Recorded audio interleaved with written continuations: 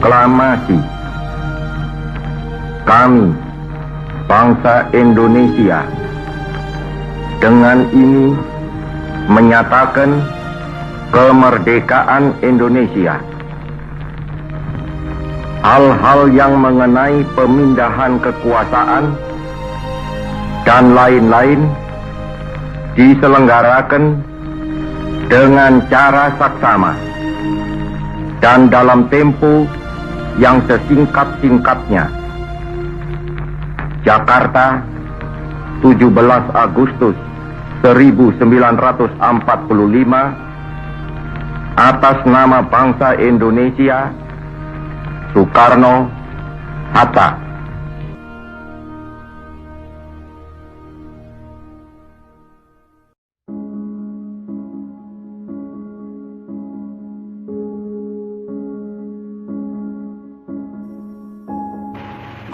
I am the son of a people or a nation which has suffered from colonialism for 3 centuries and a half. It's not a short time, 350 years about. Our experiences were not very agreeable. I said in the United Nations several years ago that imperialism is not yet dead, it is only dying. But it's not yet dead, and I personally, God willing, I shall keep on fighting imperialism.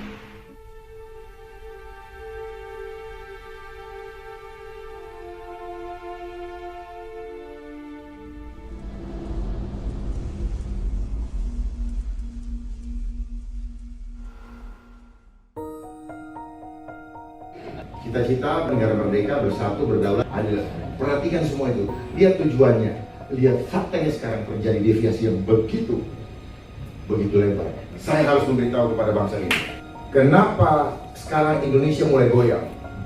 Karena kita tidak tahu bahwa sekarang telah terjadi gerakan globalisasi yang akan menghancurkan bukan saja Indonesia tetapi seluruh dunia. Catat ini, seluruh dunia. Globalisasi adalah sistem. Di atas globalisasi ada suprasistem. Programnya adalah money, power, dan control population. Money, dia sudah kuasai sistem ekonomi dunia. Bursa efek apa semua pokoknya diatur. Nah, kurs-kurs kita itu diatur sama mereka. Jadi kita diancam-ancam. Lu gue mau turunin nggak sampai 20.000? Lu gue mau turunin nggak gitu? Nanti pemerintah kita dibikin takut, ngerti nggak? Duit lagi, kita jadi hutang lagi yang daerah ya. Untuk ganjil jangan lebih dari 14.000 misalnya. Ternyata semua disetting. Money sudah didapatkan oleh mereka. Kita harus hati-hati. Makanya lihat, kerusuhan yang ada di kita, yang rusuh dibiayai oleh dia, kita juga dibiayai oleh dia. Jadi semua konflik di dunia, dia biayai dan dia biayai. Yang defense dia biayai, yang rusuh dia biayai. Orang perang dunia mereka biayai kok. Jadi semua dibiayai, kita nggak usah marah. Ini ada yang main di belakang. Saya buka aja, ada yang main di belakang. Karena kalau nggak dikasih tahu, itu saling curiga. Enggak, bukan orang Indonesia. Tetapi dia gunakan orang-orang Indonesia yang mata duitan. Cara bekerjanya globalisasi ini sudah sejak dulu. Dan dia punya organisasi yang begitu kuat, bukan negara. Non-state actor. Mereka bekerja secara terstruktur, sistematis, dan masif. Kenapa struktur? Karena dia punya organisasi besar dengan sistem perekonomian yang dia kuasai di seluruh dunia. Saya katakan ini bukan negara, tetapi adalah kekuatan yang mengatur negara untuk melakukan itu dan hanya boneka-boneka saja. Sistematis, karena mereka bergerak begitu halus, step by stepnya jelas, pelan-pelan, dan kita terhipnotis untuk ikut menerimanya. Karena apa? Menyenangkan untuk hawa nafsu. Tawarannya adalah macam-macam, ekonomi, tapi masuknya adalah mudah dan cepat. Kenapa? Manusia fisik seperti ini itu senangnya dikasih mudah, nggak senang yang susah. Makanya dia tahu secara psikologi dia kita akan di lock dengan sistem Jadi nggak bisa keluar dari sistem. Nanti pedagang tradisional di pasar-pasar tidak akan lagi ketika uang kertas tidak berlaku lagi. Lalu tegal, tukang rokok, semua pokoknya kalau nggak pakai sistem elektronik nggak bisa berdagang, dan itu akan terjadi. Itulah prosesnya, itulah cara sistematis. Pertama kita dikasih gratis Rp1 gratis 2 bulan. Setelah itu dia mulai ketika semua orang terpaksa pada ilmu sekarang. Dan suatu saat ini akan dipasang chipnya di badan kita. Itu pasti. Pasti. Kalau yang bilang tidak pasti, kita dibohongi. Pasti. Masif. Karena mereka semua bergerak di seluruh dunia. Di dalam seluruh sendi kehidupan. Tidak ada yang lolos. Termasuk handphone yang Bapak Ibu pegang sekarang. Ini adalah alat mereka untuk melakukan propaganda seluruh dunia. Setelah itu apa? Gelombang elektromagnetik yang ada di sini, dia merusak struktur DNA dari setiap sel-sel tubuh manusia. Struktur DNA ini kemudian dia merusak membrana sel. Membrana sel akan menghasilkan enzim-enzim negatif atau beracun, dan hormon-hormon itu yang akan mempengaruhi mindset kita. Yang berikutnya, dia masif. Karena semua sendi kehidupan dia jalan. Ini tadi merusak betul. Anak-anak sekarang gampang dibully. Kenapa? Dia tidak sadar lagi bahwa dia makhluk ciptaan agung dari Tuhan. Begitu dibilang kamu jelek, dia berpikir bahwa ya aku jelek sampai mati. Dan saya tidak bisa berbuat apa-apa karena dia jelek. Ini kan manipulasi mindset. Jadi dia punya pola adalah gini. Propaganda ketakutan, ISIS, terus terorisme di mana-mana, Taliban, itu propaganda mereka dan keluar dari mereka. Jadi kayak musang berbulu domba. Bahkan di negara kita juga sudah masuk ke sendi-sendi kebangsaan. Propaganda yang dilakukan adalah propaganda ketakutan. Itu berlangsung di seluruh dunia. Dan propaganda ketakutan adalah caranya iblis. Dan ini berlangsung sejak dunia ini ada. Ketika Adam dan Hawa dibuang, di situ muncul ketakutan. Jadi kenapa ada rasa ketakutan dalam diri kita? Itu sejarah awalnya. Dia bikin ketakutan. Supaya apa? Supaya otak purba kita mulai berpikir, waduh, apa yang saya harus lakukan dengan keadaan yang seperti ini ya? Mulai berebutan. Tetapi orang yang tidak kuat tidak akan memperoleh ini. Akhirnya kekuatan-kekuatan yang besar saja yang menguasainya. Tujuannya apa? Kekuatan besar itu adalah bagian daripada mereka, elit-elit global yang ingin menguasai dunia ini. Tahun depan ekonomi akan jatuh. Itu cara menakut-nakuti manusia. Membuat kita berhitung matematika. Oh iya, kalau tahun depan jatuh berarti saya harus begini-begini. Saya panik, saya harus korupsi, saya harus segala macam. Itu yang mau diciptakan. Jangan kita dibawa dengan pemikiran barat. Jangan kita dibawa pemikiran timur. Kecanggihan teknologi yang ada hanya untuk membuat pusat perhatian kita beralih. Tetapi dia punya hidden agenda. Apa itu hidden agendanya? Mau memanipulasi mindset kita. Saya yakin betul. Ini desain semua. Ujung-ujung daripada semua perjalanan ini adalah rencana terakhir. Adalah life engineering. Mereka tidak pernah munculkan, cari di Google tidak akan dapat. Karena memang disembunyikan. Coba boleh dicari, tidak ada. Di situ hanya social engineering. Jadi life engineering, kehidupan kita pribadi ini yang akan di-engineer. Kenapa? Kita bukan barang, tetapi mereka mau bikin kita seperti barang. Adalah apa? Life engineering. Dan ini mengatur sistem. Nanti kalau ini sudah terkoneksi semua sistem, maka kita akan dikontrol dari sana. Dan untuk menyelenggarakan supaya sistem itu terkonek, kemudian nanti kita dipinjemin uang untuk menyelenggarakan agendanya. Setelah selesai, kita dikontrol, pinjaman jadi hutang. Hebat kan? Jadi ujung-ujungnya adalah life engineering. Seperti apa life engineering?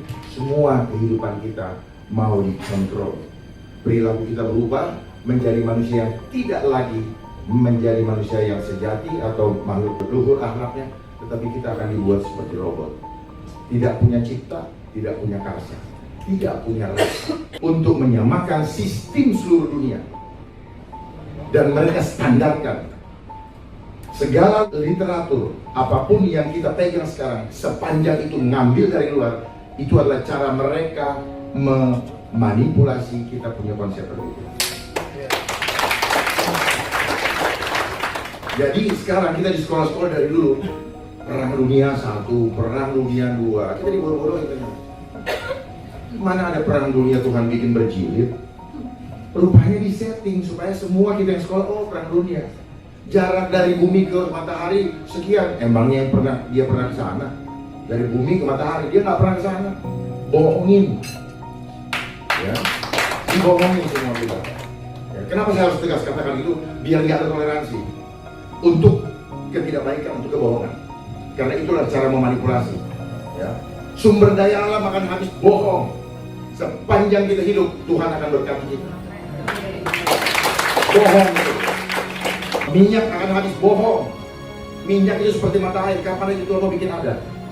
Persoalannya kita jauh dari Tuhan. Konsep-konsep yang mereka tawarkan juga semua dengan hitungan matematika. Supaya orang tidak perlu memikirkan Tuhan, tidak perlu untuk menjauhkan keimanan manusia dari kemahakuasaan Allah Subhanahu wa Ta'ala. Itu cara mereka. Ujung-ujungnya dari light engineering membuat kita mau dibawa ke konsep ateis. Bahwa hidup manusia ketika kau di dunia, kau jangan mikirin kekuatan supranatural. Nggak bisa. Makanya akan bentur. Catat kata-kata saya, kalau kita tidak waspada, kita bisa berantakan semua generasi muda. Saya mengajak kita untuk melihat ke depan, karena kalau kita melihat ke depan, kita tahu apa yang akan terjadi di sana. Kita bisa membuat langkah-langkah strategis untuk menghadapinya. Nah, Indonesia punya jawaban dengan konsep luhurnya Nuswantara. Nu adalah makhluk, Swa adalah mandiri, Anta adalah menuju, dan Ra itu Tuhan. Jadi makhluk mandiri menuju ke Tuhannya. Sehingga nilai-nilai sejati fitrahnya, fitrah ini universal. Jadi tidak perlu ada kita meributkan. Pancasila jangan hanya wacana, jangan, tetapi mari kita implementasikan dalam kehidupan kita. Sila pertama Pancasila itu sudah desain atau given dari Allah. Jangan ditaruh di nomor 5. Kenapa 1? Otomatis kalau sila pertama kita jalan, kita paham, ya kita ikhlas, kita adil. Kalau ikhlas, Indonesia tuh manusia ikhlas. Mana anak berdoa, ikhlas menerima perbedaan. Terus karena ikhlas dia bisa menerima, ada tumbuh-tumbuhan, ada pohon, ada laut, ada yang cantik, ada yang rindu. Ikhlas. Masa kita mau sendiri, perlakuan istri atau perempuan sendiri? Nah, karena ikhlas kita mau menerimanya. Itulah ciri bangsa Indonesia. Kalau kita ikhlas, pasti dia akan adil dan beradab. Nggak mungkin nggak. Gampang kan? Jadi kalau ada orang yang tidak beradab, berarti dia bukan Pancasilais. Dia tidak berketuhanan. Kita nggak usah bicara Pancasila. Karena Pancasila ini hanya penjabaran saja. Kenapa saya kurang setuju dengan kata mengimani? Karena Pancasila bukan Tuhan. Tetapi konsepnya yes. Ini jangan hati-hati. Kenapa? Kaum milenial agak alergi dengan mengimani. Saya ada di antara milenial dan tidak. Jadi saya bisa mentransfer email. Jadi jangan mengimani supaya tidak dianggap sebagai sesuatu yang berhala. Ini yang kelirunya selama ini. Jadi yang penting ketuhanannya dulu. Kalau ketuhanannya dilaksanakan, pasti yang lainnya ikutnya. Gak bakal tidak. Masuk kita sila kedua, sila ketiga.